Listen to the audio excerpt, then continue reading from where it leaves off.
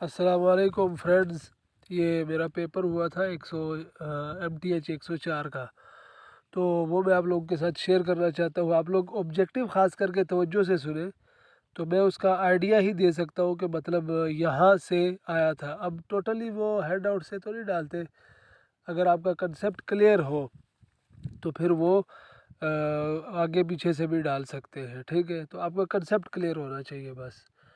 अच्छा, तो सबसे पहला जो एमसीक्यूज था वो आया था कि -6 की एब्सोल्यूट वैल्यू निकालनी थी। जिस तरह आपको ये सामने नज़र आ रहा है ना एग्जाम्पल 2.2 में एब्सोल्यूट वैल्यूज़, तो इसी तरह -2 का एब्सोल्यूट वैल्यू निकालनी थी। ये था पहला एमसीक्यूज़।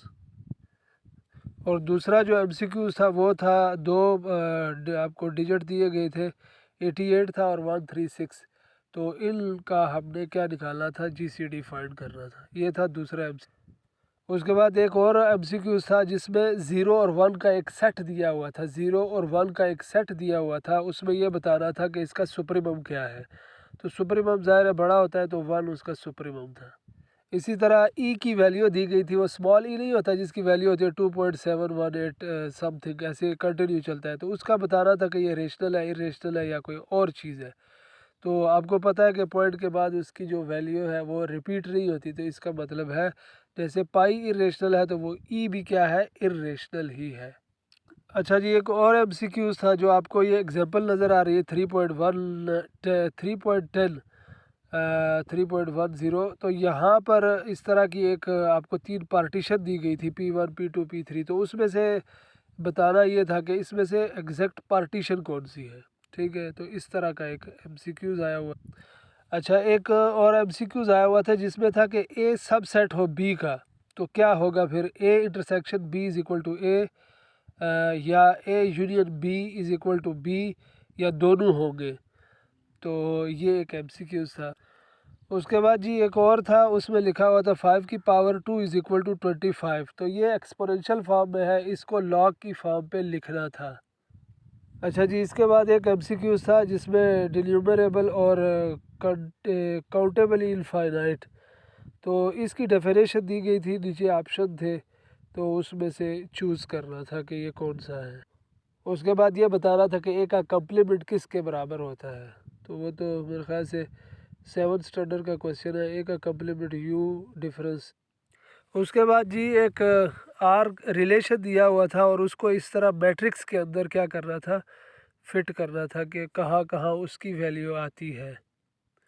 उसके बाद एक आया था कि जनाब आपने सेट को ज़ाहिर करने के तरीके लिखने हैं। उसके कितने तरीके होते हैं सेट के, तो आप सबको पता है कि ये बेसिक चीज़ है कि 3 मेथड होते हैं उसके।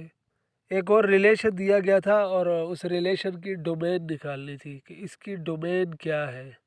उसके बाद एक दिया हुआ था ए क्रॉस बी, ए की वैल्यू और बी की वैल्यू दी गई थी। तो ऑप्शन में से बताना था कि इसकी एग्जैक्ट वैल्यू कौन सी है। उसके बाद एक और आया हुआ था जनाब के क्यू यूनियन क्यू कम्प्लीमेंट, मतलब रेशनल और इरेशनल का जो यूनियन होता है वो क्या होता है। एक और था जी कि जो डिस्ट्रिक्ट लाइन होती है वो कितने पॉइंट पर एक दूसरे को टच करती है। एक और था स्टेटमेंट सी दी हुई थी, तो वो ट्रांजिटिव है, एंटी सिमेट्रिक है, या रिफ्लेक्सिव है। इस तरह की एक आई हुई थी एमसीक्यूज। और इसी तरह एक फॉग का क्वेश्चन आया था कि एफ़ की वैल्यू भी थी, जी की वैल्यू भी थी, और उसका क्या निकालना था, एफ़ ओ जी निकालना था उसका। फिर उसके बाद एक वैल्यू आई हुई थी, क्यू की वैल्यू निकालनी थी। ए और बी दिए हुए थे और क्यू की वैल्यू निकालनी थी। स्मॉल ए भी दिए हुए थे और वहाँ से आपने क्यू की वैल्यू निकालनी थी। तो यही एमसीक्यू से कोई जो 17-18 मुझे याद थे। अच्छा जी, इसके बाद कुछ लॉन्ग क्वेश्चन आए थे जिसमें से पहला क्वेश्चन ये था, ई की वैल्यू दी गई थी और पावर ऑफ ई निकालना था। ये 2 मार्क्स का क्वेश्चन था। तो पावर है, बेसिक चीज़ है, इतना मुश्किल नहीं था। उसके बाद नेक्स्ट क्वेश्चन आया था, ए बी दिए हुए थे और एक रिलेशन उसमें से लिखा हुआ था, उसकी डोमेन और रेंज आपने क्या करनी थी, बतानी थी कि डोमेन और रेंज इसकी क्या है। उसके बाद 23 क्वेश्चन था, उसके अंदर ये एक थ्योरम है, ये इसको क्या करना था, प्रूफ करना था। ये 3 मार्क्स का था। उसके बाद नीचे ए दिया हुआ है, आर दिया हुआ है, तो यहाँ इसकी इक्वलेंस क्लासेस बतानी थी। फिर उसके बाद ये क्वेश्चन था, तो ये 5 नंबर का क्वेश्चन था, बहुत इजी क्वेश्चन है, 5 मार्क्स का था ये क्वेश्चन।